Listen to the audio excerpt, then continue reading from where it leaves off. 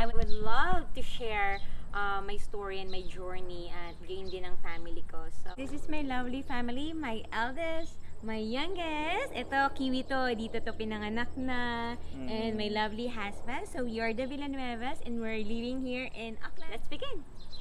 Okay. So, tingnan po natin. Sabi po kasi sa findings about top 10 best countries to migrate for Filipinos. Ito po yung mga bansa na kung saan ang mga Pilipino gustong-gusto talaga nila puntahan ito.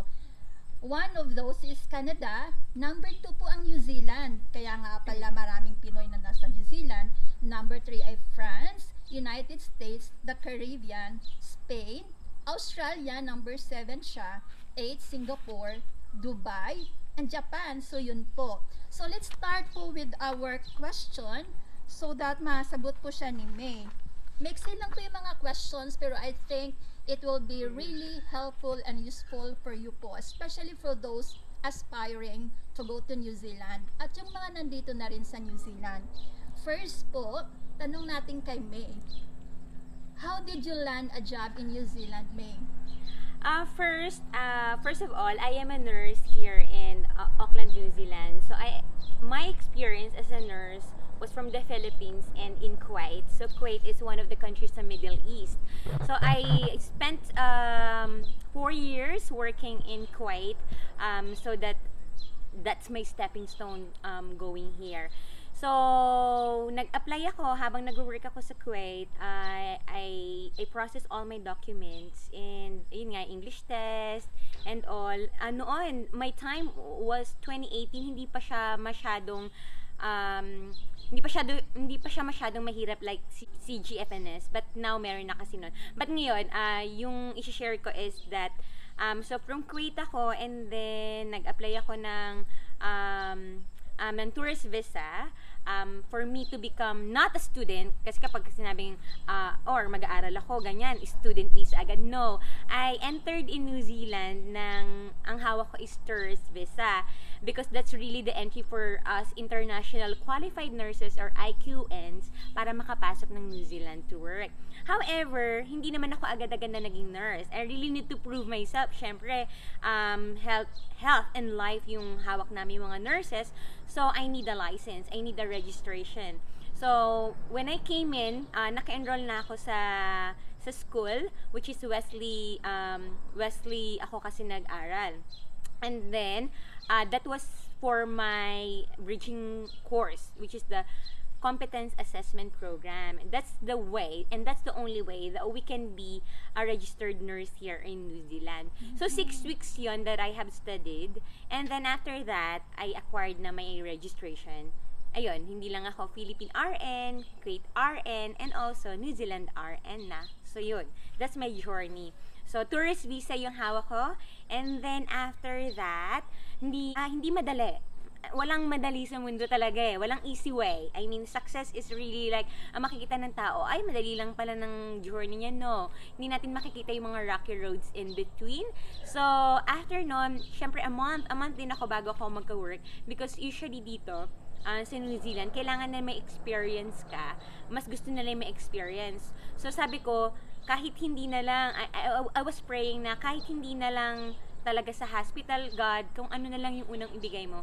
So, I landed my first job in rest home. Kasi yung rest home yung nagbigay sa akin ng first job. So, I spent, so, di ba, from tourist visa ako and then I get my registration. And then I found na my employer.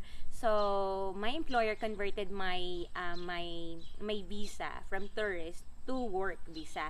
So, while I'm working with my employer na yun ngayon na rest home, ang hawak ko na is work visa.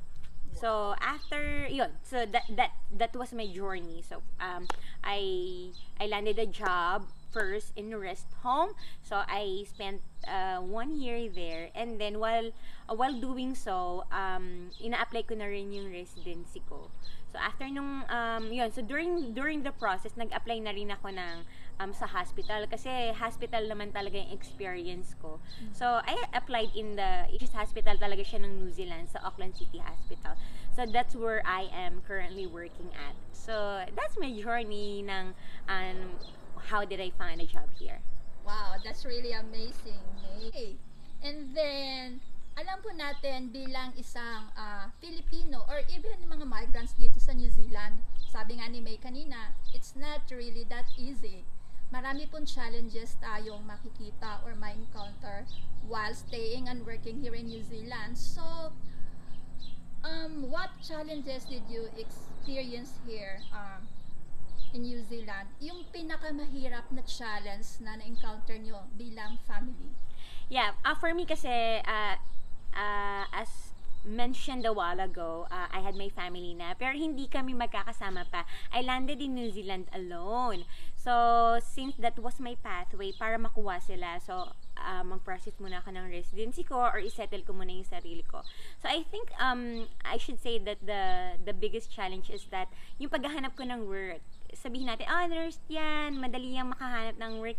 Hindi naging ganun yung journey ko. Kasi, yun nga, diba, like what I have mentioned before, ang hinahanap ng mga employer, yung mga experience na. So, while waiting for my work visa, hindi kasi madali kasi I have my house na kailangan kong tustusan. Actually pa nga, I live with friends with so many weeks just to sustain my, should I say, more than a month 5 weeks akong nakituloy. May mga taus-pusong tumanggap sa akin and just for them, for me to live with them. So that helped my journey, my first months here in New Zealand. And then, so that's one of the challenges. And then the second one is that nung nagsolo na ako na, okay, I think I found a job, so I really need to be on my own na. Kasi it was a big gratitude to those friends and families talaga na nakasama kong mamuhay. Dahil nga, they accommodated me in their lovely home. So, talagang forever grateful ako doon. And then, I found a job as a, sabihin natin, this is really a humble job, but this is the reality that I had been through. So, I will not be shy to share to you guys. I wash dishes, talagang sa isang night market. So lovely family then that I used to work with then, na habang nag-aantay ako ng work visa ko, I work with them serving the people kasi food market every Friday na food market yon. So I serve there by helping to slice vegetables or whatever, like kitchen work siya. So I wash dishes there and then selling the food. So that was a great challenge for me because hindi naman yun yung linya ko but it's a humility na galing kay God then he humbled me na hindi ako agad-agad na magiging successful, hindi agad-agad ako magiging, alam mo yan, yung bang harmonious na life. So, dumaan ako sa ganun. So, while waiting, ayun, nagugas muna ako ng mga pinggan. Ayan, diba? Hindi ako masyashy na talagang maano yun. And then, God gave me the answer to my prayer. So, yun na nga, nag-work visa ako. And then, that's the time na nag-rest home na ako. So, yeah. Ayan, lovely. So, grabe pala yung pinagdaanan ni May. Kasi most of us are thinking na, tama, ang nurse kasi in demand na job dito sa New Zealand. But then, hindi po lahat ay diretsyong nakaka-avail ng slot bilang isang nurse. So, kahit na nag-work siya abroad before, iba kasi yung qualification standards dito sa New Zealand, kailangan pang, kumbaga, may equivalent kasi doon. So, hindi basta-basta pwedeng mag-work ka, especially na sa medical field yon. So, ganon. Then, tingnan po natin, meron bang may isang, kasi alam ko na, hindi gawang biro yung pinagdaanan mo dito sa New Zealand. Yeah. So, with that, aside from your friends na nag-accommodate sa'yo before, meron bang isang group ng community na talagang nandyan parati para sa'yo, para sa mga Pinoy na umalalay? Pero in terms of moral support and spiritual support, meron bang isang group of or community of people na tumutulong sa iyo? Yeah, it had been a big help na rin. Talagang God paved the way. Talagang God provides. And the one that gave me the enlightenment and the inspiration while me being alone here sa New Zealand is the church. Is my church family.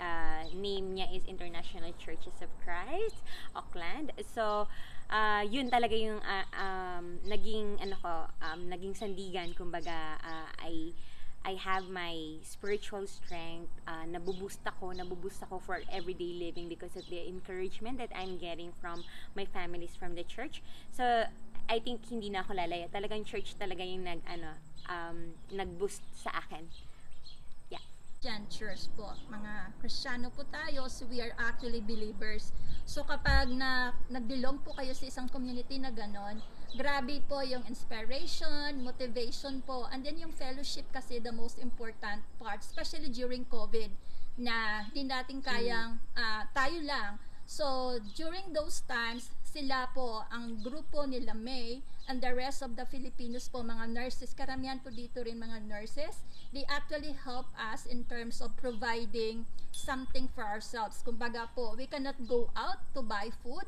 So yung group po ng mga medical people na sa medical field sila, even yung iba naming friends, ang mga ka-church, they're the one actually helping us. So ginagawa po nila, bumibili sila ng food sa supermarket, pumipila, and then hinahatid po nila yan sa mga bahay ng mga members ng church. Ayan po, hindi lang para sa mga Filipino, but for those people or families na struggling especially because of COVID. And so tingnan po natin, tanungin natin si Mhay, can you describe in 2 or 3 words yung journey mo dito sa New Zealand? Paano? In 2 words, I can describe it indescribably amazing. So, talaga, just to reiterate yung wonders ni God na talagang hindi kanya papabayaan. At saka ito na talaga yung country of residence and settlement na talagang nasa dream pa ng parent ko, ng mom ko. So, I just fulfill it for her. And then now, ngayon, parang kahit wala na siya, because she passed, dala ko siya. I mean, I know that she's proud and she's happy na nandito ako sa country, dream country niya for me. And ayun, so indescribably amazing because there's a lot of rocky road in between, but then again, may magandang plano si God. May magandang plano talaga si God. At saka talagang, you will really persevere because if not, there's no such word of giving up talaga. You will really persevere for your own growth and for the reunion ng family mo kung meron kang kukuhanin sa Pilipinas pa or any other country, ganon, like sa part ko, yung kinuha ko yung family ko going here. So yeah, indescribably amazing. Until now, that would be the 2 words that I can describe my journey here. Wow. And so before we end this vlog, tingnan po natin, ano po bang maipapayo kaya or masasuggest ni Mhay in terms of like, if someone or isang Filipino nurse man siya or other klase ng work, for those who are really wanting to go to New Zealand, ano ba yung maipapayo natin for those who are aspiring to be in New Zealand, to be working in New Zealand, and to be living here in New Zealand? For me, set a goal.